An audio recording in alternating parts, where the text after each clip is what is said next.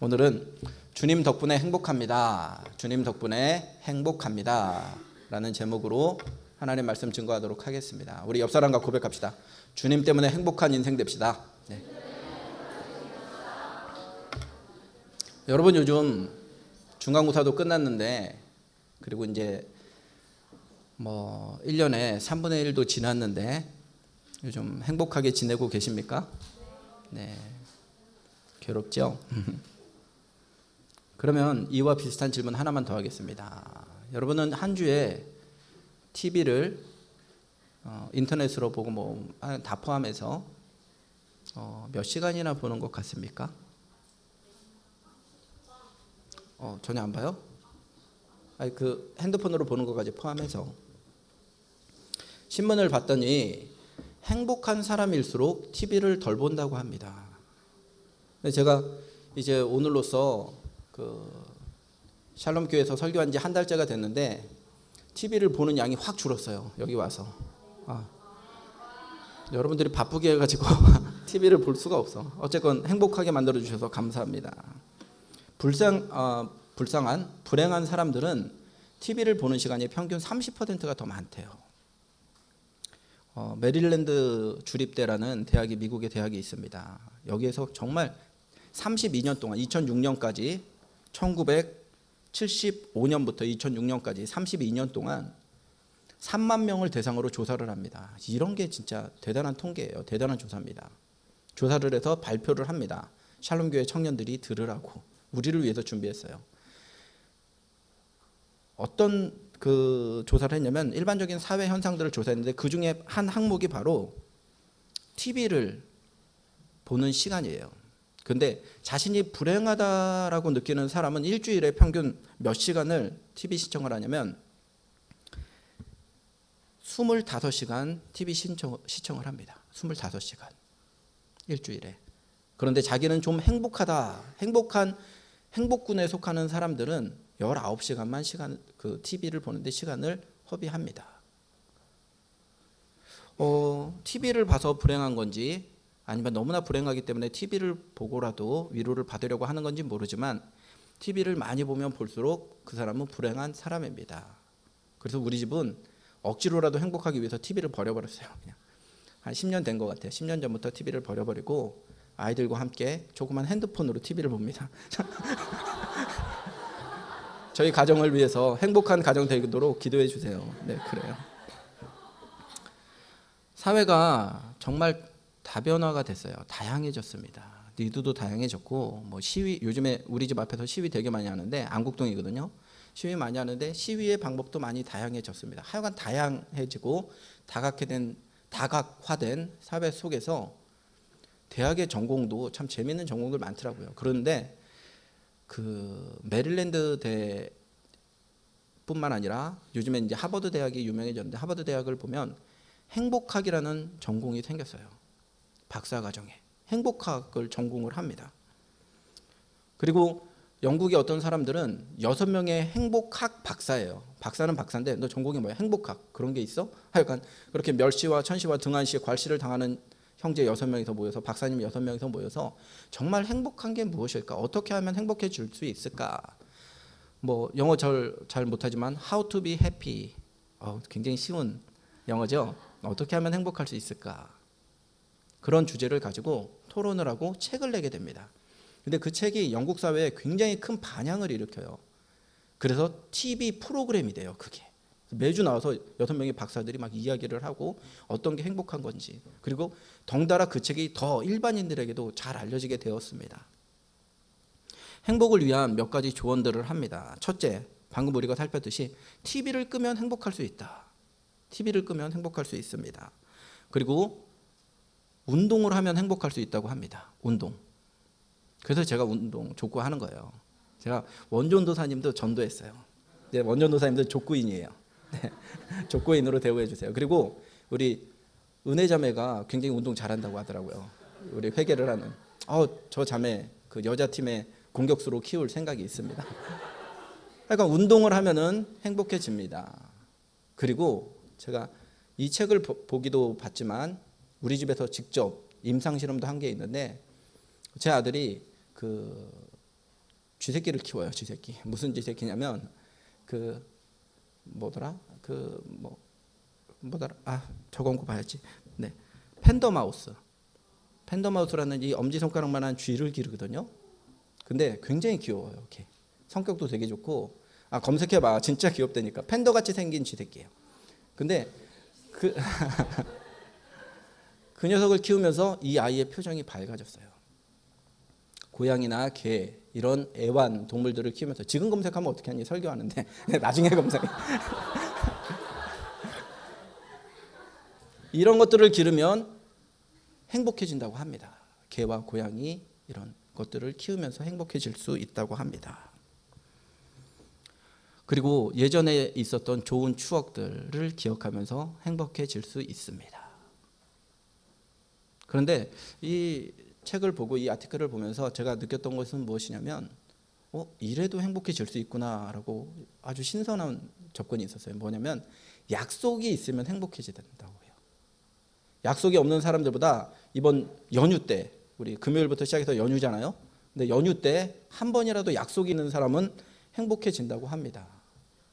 여러분 옆 사람에게 한번, 야, 너 혹시 약속이 있니? 한번 물어보세요. 5일 동안 약속이 있니? 예, 없다고 한 사람들 기억했다가 꿈목사로 오라고 그러세요. 꿈목사로 와서 약속이잖아, 어린아이들과. 예. 약속이 있는 사람은 약속이 없는 사람보다 더 행복할 수 있다고 합니다. 오늘 본문을 보면 아브라함의 이야기입니다. 그런데 아브라함은 평생 하나님 앞에 믿음의 사람이다라는 평가를 받았던 사람입니다. 행복했던 사람입니다. 왜냐하면 하나님이 동행해 주셨기 때문에. 우리 그의 전 인생에 대한 성경의 평가가 어떤지 갈라디아서 말씀 한번 찾아보도록 하겠습니다. 갈라디아서 3장 6절 말씀입니다. 우리 휴가 나온 형제들도 있는데 형제들이 고음으로 한번 읽어보도록 합시다. 형제들 솔 이음이에요. 아브라함이 이거예요. 네, 한번 읽어보겠습니다. 형제들 시작. 아니. 평소대로 합시다. 감당 못하겠어. 자, 평소대로 시작.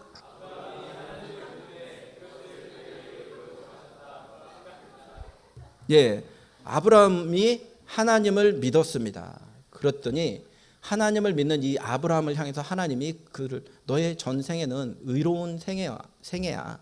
너는 의인이야. 라고 그를 칭의해 줍니다. 의롭다고 쳐주십니다. 이것을 좀 어론용어로 justification이거든요. 발음도 안 되는 이상한 발음. 하여간 칭의입니다. 하나님이 의롭지 않은 아브라함임에도 불구하고 너 의롭다고 내가 쳐줄게 라고 하나님이 인정을 해주십니다. 그 이유는 무엇이냐면 아브라함이 하나님을 믿었어요. 하나님이 나에게 복 주시고 나와 함께 하시고 내 자식 이삭을 칼로 쳤을 때 하나님이 하나님의 뜻이 무엇인가 있을 거야 라고 행했을 때 그에게 그래 너는 의인이야 라고 인정해 주셨습니다. 그런데 그의 인생이 하나님이 함께 하시고 하나님과 평생의 약속이 있는 그의 인생이 과연 행복한 인생이었습니까? 아주 쉽지 않은 인생이었어요. 자신의 고향 갈대아 우르를 떠나서 평생 장막을 치고 텐트를 치고 그 많은 식구들과 양들을 이끌고 유랑하는 삶을 그가 살았습니다. 그리고 100세가 되도록 자식이 너무 안 낳는 거예요. 자신의 정실 부모 그 아내에게서, 합법적인 아내에게서 아이가 낳지 않습니다. 근데 아이가 낳는데 첩으로부터 먼저 아이를 낳고 그 다음에 자기의 친자식을 낳으니까 그것 때문에 집안에 불화가 생깁니다. 집이 두 집안으로 나눠지게 돼요. 평탄하지만은 삶을 살았습니다. 여행하다가 다른 나라 왕에게 아내를 뺏길 뻔합니다. 그런데 그의 인생 전반적으로 봤을 때 오늘 갈라디아서 말씀도 그렇고 그의 인생을 망한 인생이다, 힘든 인생이다, 곤란한 인생이었다라고 이야기하지 않아요. 성경에서는 그의 인생을 복된 인생, 성공한 인생, 우리 제목 오늘 설교 말씀의 제목과 같이 행복한 인생을 그가 살았습니다. 그 행복할 수 있었던 이유는 무엇이냐면 오늘 말씀의 핵심입니다. 그는 평생에 하나님과 약속이 있는 삶을 살았어요. 하나님의 약속이 지배하는 삶을 살았기 때문에 그는 행복할 수 있었습니다. 그래서 성경을 보면 약속의 책입니다. 구약, 여러분 구약은 무엇이냐면 오래된 하나님의 약속이 구약이에요. 신약, 그럼 뭡니까? 새로운 예수님 이후에 생겨진 약속. 그래서 구약과 신약은 오래된 약속, 새로운 약속. 그래서 약속, 우리를 향한 약속, 그게 가득 담겨져 있는 책이 바로 성경책입니다. 그래서 성경을 읽다 보면은 괜히 자신감이 생겨요. 거룩한 똥배짱이 생겨. 저같이 아무것도 없는, 진짜 가진 게 아무것도 없는 사람도 삼일교회의 가장 절세 미인이었던 그 자매를 아내로 얻을 정도로 이 불신하는 태도를 봐. 그러니까 그래요. 성경을 읽을 때 괜히 이 일이 정말 걱정돼. 앞에 있는 우리의 사역이, 사명이, 나의 인생이 내가 제대로 살아갈 수 있을까 걱정되는데, 그때 하나님의 말씀을 펴서 읽기 시작하면은 하나님이 내게 주신 약속 때문에 거룩한 배짱이 생기기 시작합니다. 해나갈 수 있는 힘이 생깁니다. 여러분, 우리를 향한 하나님의 약속 때문에 평생 행복한 샬롬의 식구들이 되기를 예수님의 이름으로 축원합니다. 오늘 첫 번째 주제입니다. 나오나요? 네. 지난주에 이 빔 프로젝트가 안 나와서 그 전도사님이 얘기해 주시더라고요. 제가 설교를 하는데 제 얼굴이 안 보였대요. 이 자막은 보이는데. 그래서 오디오 설교를 들은 것 같은 깜깜해서. 근데 오늘 불이 나와서 너무나 감사합니다. 한번 큰 목소리로 첫 번째 제목 주제 읽도록 하겠습니다. 시작. 자, 오늘 본문을 살펴보면 하나님이 아브라함과 맺으신 언약의 내용이 나옵니다. 한 세 가지 정도로 요약할 수 있습니다. 하나님과 아브라함의 언약은, 첫 번째는 내 자손이 하늘의 별과 같이 되고 바다의 모래와 같이 많아지게 될 거야. 내 자손이 흥왕할 거야. 이 땅 위에서 가득하게 될 거야 라는 약속입니다. 그런데 이 후손들의 신분이 그냥 평민들만 나오는 것이 아닙니다. 6절 말씀 한번 같이 읽어볼까요? 자, 6절 말씀 17장 6절 시작.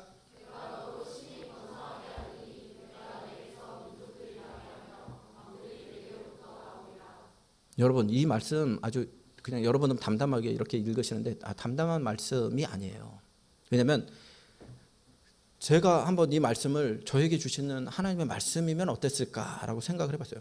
여러분, 유나가 저랑 똑같이 생겼는데 10살이거든요. 미니어처예요. 근데 그런 아이가 이 다음에 커서 대통령이 된대요.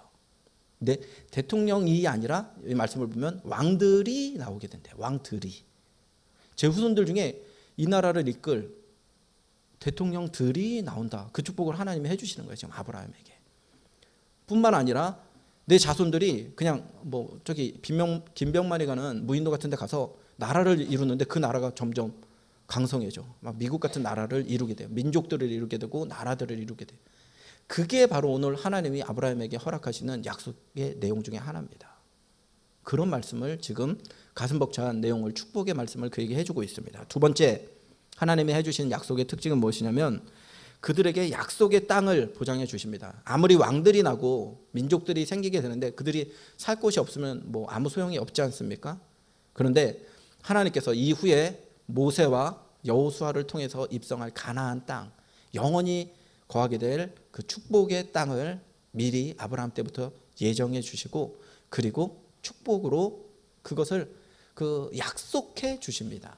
마지막 세 번째 약속은 무엇이냐면 그의 후손이, 세 번째 약속을 얘기하기 전에, 아무리 그 후손이 왕이 낳고 왕이 되고, 그리고 뭐 민족들이 그 후손들로부터 생기게 되고, 그리고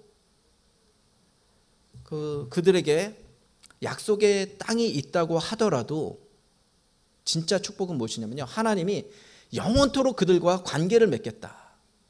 하나님의 백성이 될 거야 그들이, 라고 약속해 주세요.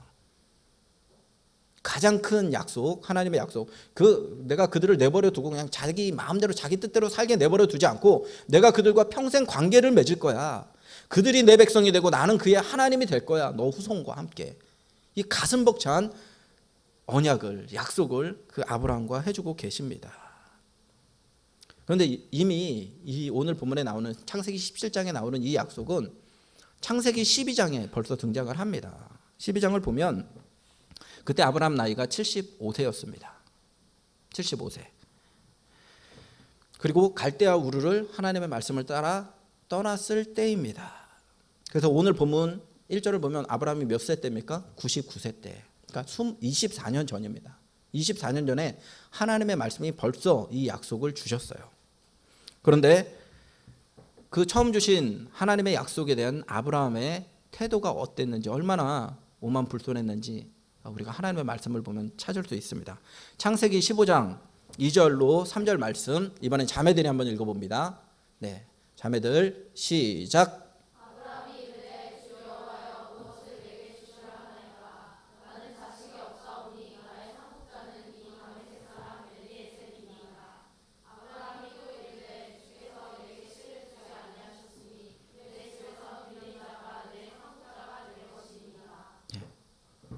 하나님이 분명히 그 자식을 주신다고 약속을 하셨는데 이미 자신의 몸은 늙었고 살아도 경수가 끊어졌어요.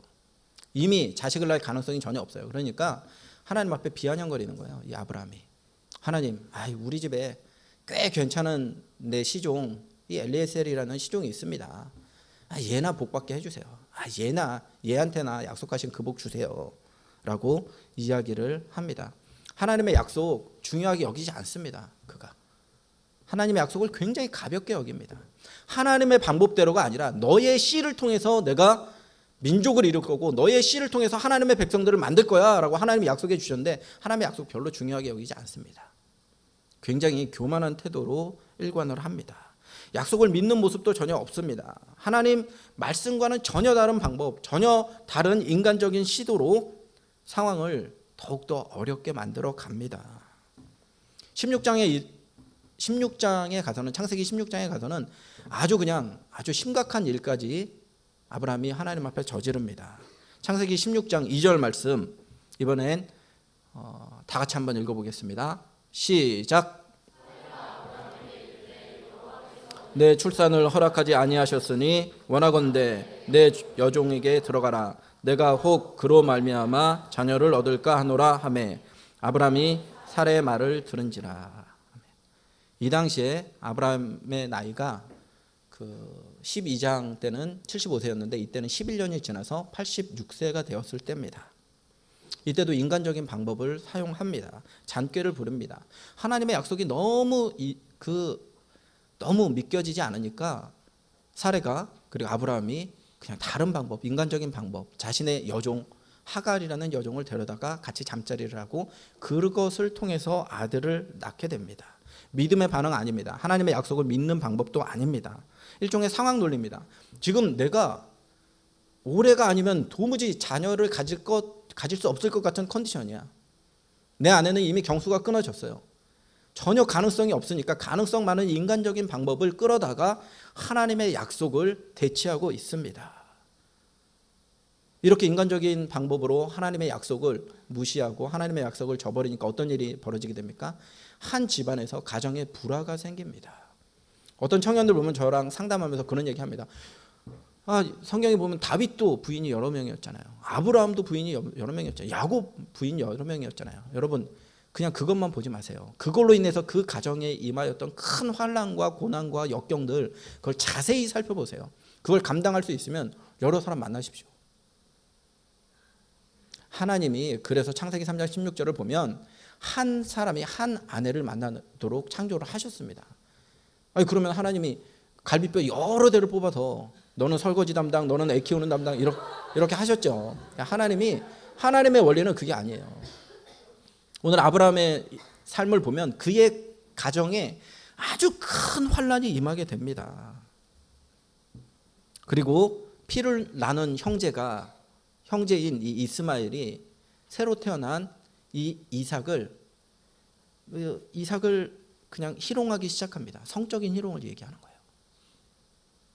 큰 형이 새로 나온 아이를 핍박합니다. 그래서 그걸로 인해서 주인과 여주인과 그 여종이 같이 살아갈 수 없을 정도로 집안에 아주 심각한 분란이 일어나고 투기가 일어나게 됩니다. 이 집안이 산산조각이 나요. 그런 큰 환란이 아브라함 때문에 일어나게 됩니다. 아브라함의 잘못된 결정, 인간적인 결정, 하나님의 약속을 전혀 믿지도 않고 행하려고 노력하지도 않는 아브라함 때문에 이러한 사단이 이 가정에 벌어지게 됩니다. 그때 어떤 주석가의 해석에 의하니까 인간적인 방법으로 이 이스마엘을 낳은 이후에 하나님께서 아브라함에게 13년 동안 나타나셨다라는 기사가 없어요. 13년 동안 하나님이 아무리 아브라함이 제단을 쌓고 기도를 하고 하나님을 느끼려고 해도 하나님이 등을 돌리고 그를 만나주시지 않아요. 약속을 저버리니까. 그런 영적인 고갈함이 13년 동안 이 아브라함에게 있습니다. 그러더니 13년 만에 나타나셔서 17장 1절 말씀을 하나님께서 하고 계세요. 17장 1절 말씀 다 같이 한번 읽어봅니다. 어떻게 13년 만에 나타나신 하나님 아브라함을 질책하시는지 한번 읽어보십시오. 시작.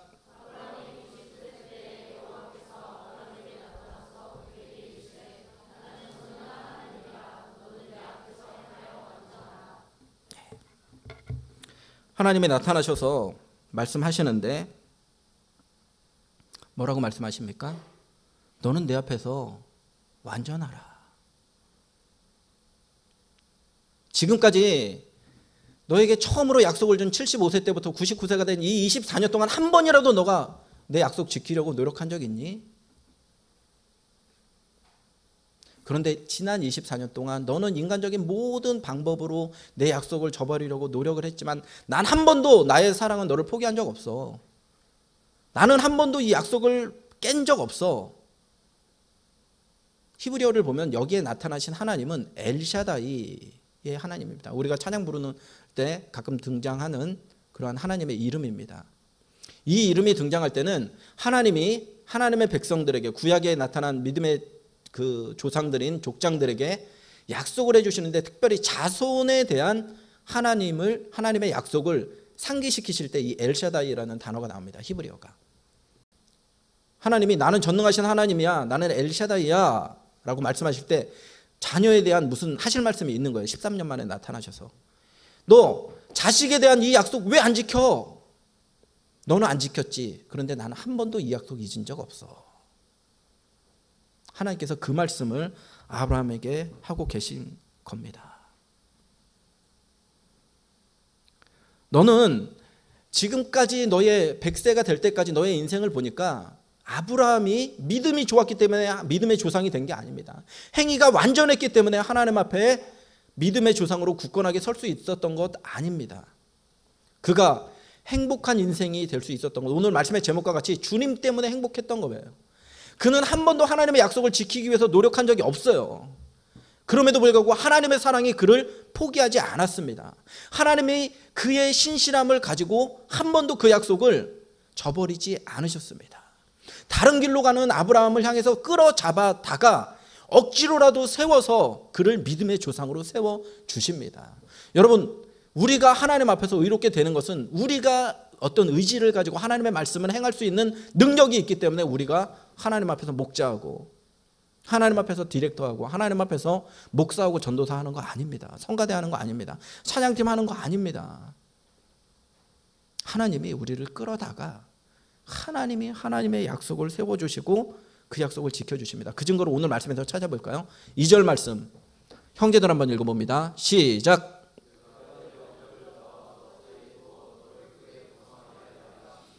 예, 이 문장 그대로 띄워두시고요. 이 말씀 보세요. 주어가 누굽니까? 하나님이. 내가 무엇을요? 내 언약을 너와 맺었지만 내 언약을 나와 너 사이에 두어 너로 크게 번성하게 하리라 하시니. 누가 하신다는 거예요? 그 약속을 처음에 계획하신 분도 하나님이고 그 언약의 주체가 되시는 분도 하나님이고 그 약속을 끝까지 신실하게 이루어 주실 분도 누구라는 거예요? 하나님이 하신다라는 거예요. 하나님이. 화자의 강력한 의지를 표현하고 있어요. 하나님께서 이 문장을 통해서.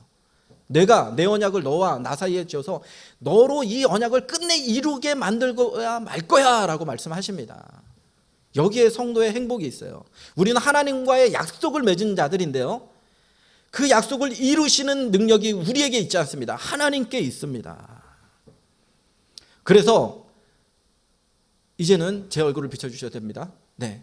그래서 하나님 앞에 우리가 성도의 별명 중에 하나가 언약 백성, 약속의 백성이라는 별명이 우리에게 있습니다. 우리 옆 사람과 고백합시다. 너에게는 하나님의 약속이 있어. 네.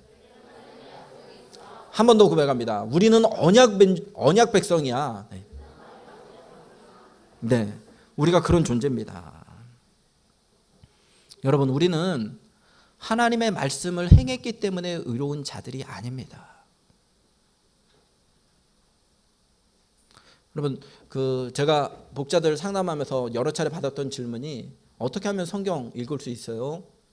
제가 설교 때 잠깐 얘기했습니다. 저는 성경을 오랫동안 끊었을 때, 성경을 저 목사임에도 불구하고 잘 안 읽을 때가 있어요.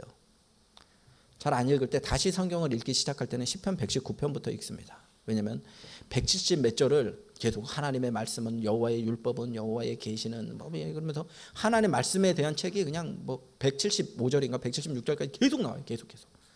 그래서 그 말씀을 읽습니다. 그리고 나서 시편을 읽어요. 저는 감수성이 예민한, 그래서 제가 좋아하는 노래는 빠바바바바바바밤. 예전에 왜 감수성이라는 개콘에 나오는 그 노래 있잖아요. 저 그거 보면서 참 공감 많이 했어. 참 저질이죠, 목사가. 저를 위해서 기도해 주세요. 어쨌건 저는 시편을 읽으면 그렇게 좋아요. 그래서 시편부터 읽습니다. 1편부터 150편까지. 그리고 나서 신약으로 넘어가요. 마태마가 누가 요한부터 계시록까지 읽고 구약 창세기 읽어요.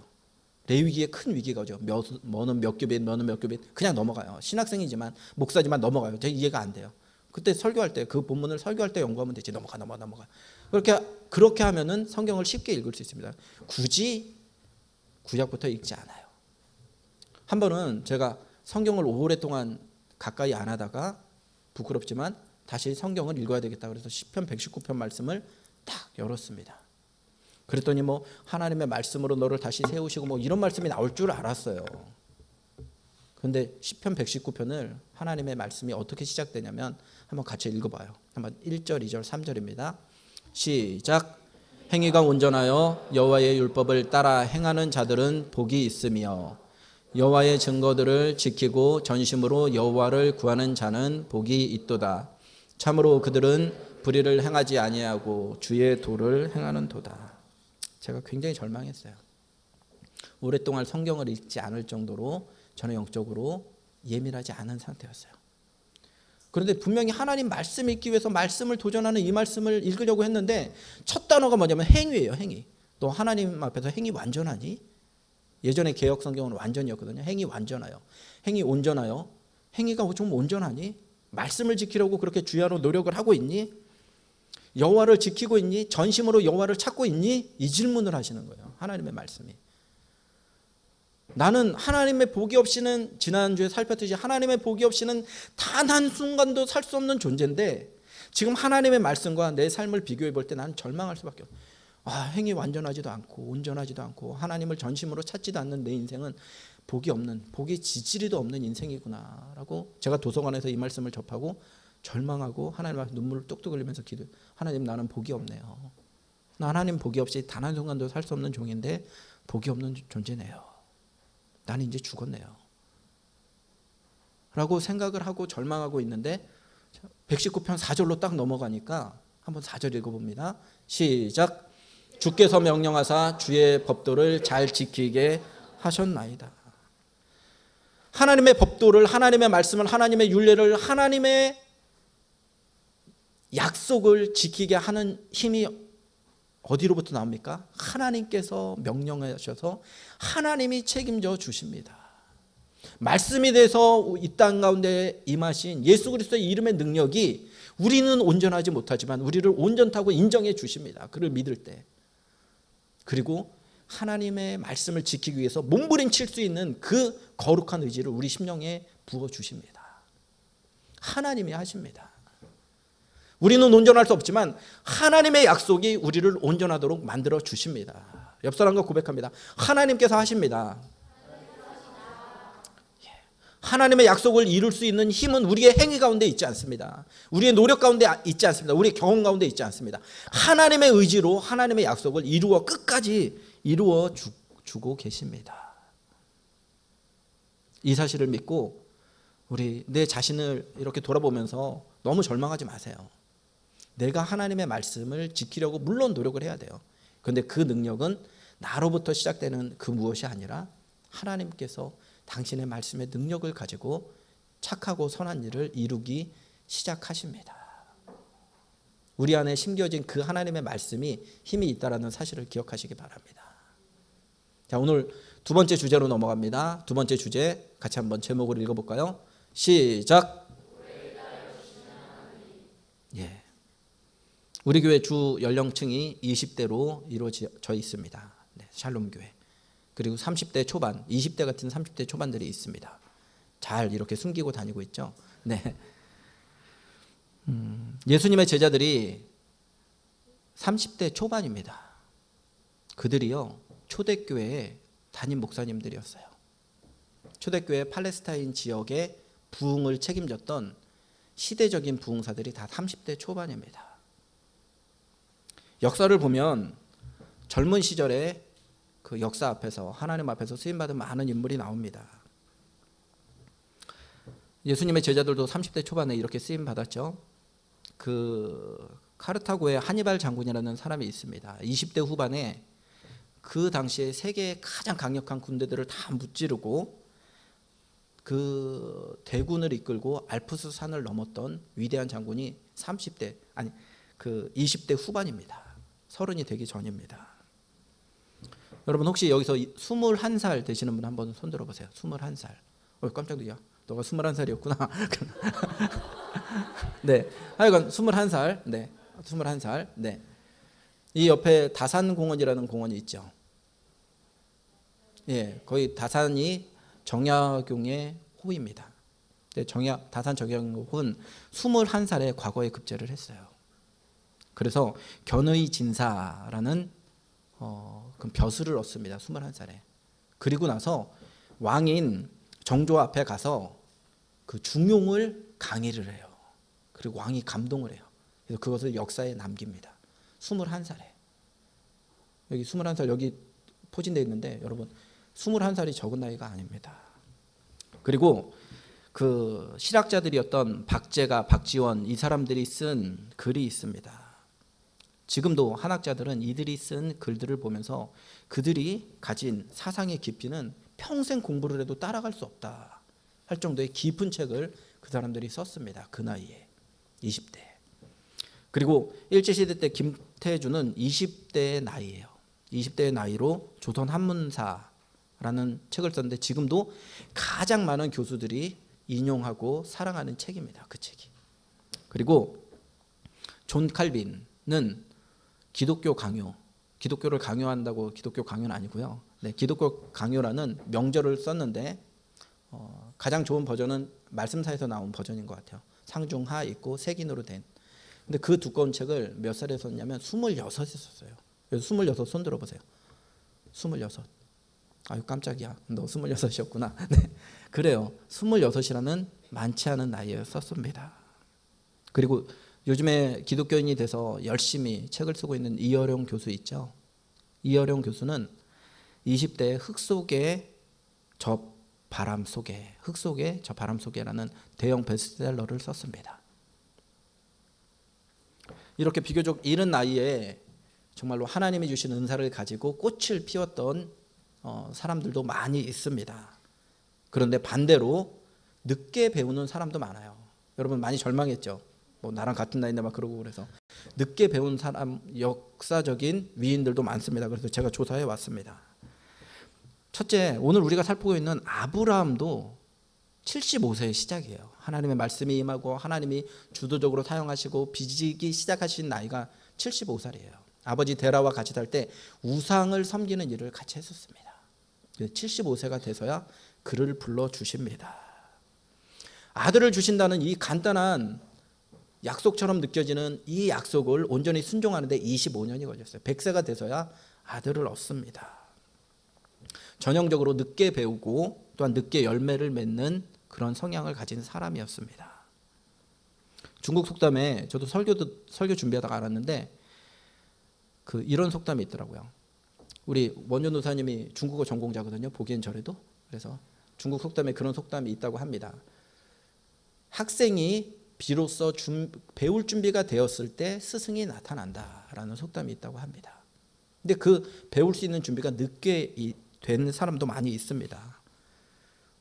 지금은 별로 그런 책이 안 팔리지만 몇 년 전까지만 해도 성공하는 사람들의 7가지 습관, 뭐 그냥 마음을 열어주는 101가지 마음의 이야기, 뭐 50가지 뭐 비결, 뭐 그리고 5년 안에 10억을 벌게 만드는 뭐 몇 가지 비결, 뭐 이런 책들 되게 많았잖아요. 그 중에 대표적인 게 아마 마음을 열어주는 101가지 이야기라는 책입니다. 그 책을 보니까 늦게 성공했지만 역사의 중요한 일들을 감당했던 사람들, 우리에게 위로를 주는, 이제 그 사람들의 이야기를 잠깐 하려고 합니다. 자, 톨스토이는 대학에서 낙제를 했어요. 그러면서 그에 대한 그 교수들의 평가가 그렇습니다. 배울 수도 없고 배우려고 하지도 않는 인물이다 라고 아주 폭언을 합니다. 톨스토이에 대해서. 그리고 영국의 윈스턴 처칠은 6학년 때 낙제를 합니다. 어떻게 하면은 6학년 공부 열심히 안 해서 하여간 이렇게 드랍이 돼요. 그래서 다른 친구들보다 1년을 늦게 출발합니다. 그리고 62세가 돼서야 겨우 영국의 수상이 될 수 있었어요. 남들보다 훨씬 더 늦게 열심히 노력을 해서. 그리고 리차드 바크가 쓴, 우리가 잘 읽지는 않았지만 고전이죠, 그 갈매기의 꿈이라는 책이 있습니다. 그런데 출판사들을 찾아가요. 그가 이게 내가 쓴 책이 맞나 그러고 혼자 감동해서 찾아갔는데 18개 출판사로부터 리젝트를 당합니다. 나 재미없어서 못 내주겠어. 그러다가 이 책이 나오게 되었는데 700만 부 이상이 팔리게 됩니다. JYP죠, 완전. JYP에서 왔다가 오디션 받다가 떨어졌다가 아주 잘된 아이유를 비롯한 수많은 그 가수들 있지 않습니까? 약간 그런 출판사가 18개나 있어요. 아주 늦게 성공을 하게 됩니다. 에디슨은 우리가 너무나 잘 알듯이 담임 선생님도 포기한 아이예요. 이 아이는 아무것도 배울 수 없는 그러한 천치야 라는 말을 선생님으로부터 듣습니다. 우리 속담에 그 떡잎부터 알아본다라는 속담이 있습니다. 그런데 지금 인용했던 사람은 떡잎이 썩은 사람들이에요. 그렇잖아요. 아무 가능성이 없는 사람이에요. 주변에 공인된 권위들이 이 아이는 가능성이 없어, 이 아이는 아무것도 안 될 거야, 이 아이는 일찍 포기하는 게 부모님의 건강이 좋아, 정신 건강이 좋아, 이러한 진단을 받았던 사람입니다. 모두 낙제생이고 모두 포기한 인물들이었습니다. 그러나 그들이 남들보다 늦게 배웠지만 남들보다 더 잘 배울 수 있다는 사실을 간과한 겁니다. 단지 시간이 조금 더 필요할 뿐이었습니다. 아브라함의 인생이 그랬어요. 하나님께서 그에게 오랜 기간 동안, 적어도 25년이라는 기간 동안 끝까지 참아주십니다. 인내해 주십니다. 그를 빚어가십니다. 그에게 점점 믿음이 생기도록 만들어 주십니다.